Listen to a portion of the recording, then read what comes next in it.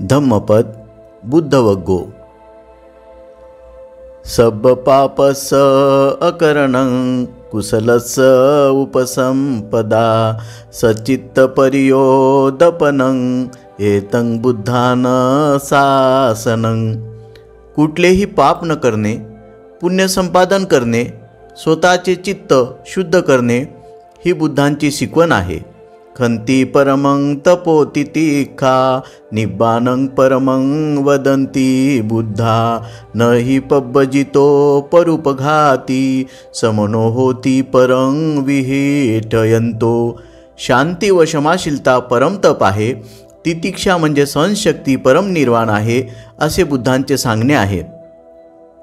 दुसऱ्याचा घात करणारा प्रवजित होत नाही, दुसऱ्यांना पीडा देणारा श्रमण होऊ शकत नाही।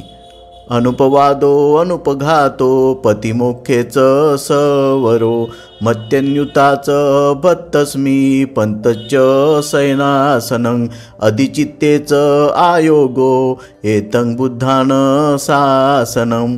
निंदा न करणे, घात न करणे, प्रतिमोक्षाच्या म्हणजे भिक्षू नियमांच्या आचार नियमांच्या द्वारे स्वतःला आवरणे, जेवणात परिमित असणे, दूर एकांतात निजणे, बसणे, चित्त समाधीत लावणे ही बुद्धांची शिकवण आहे।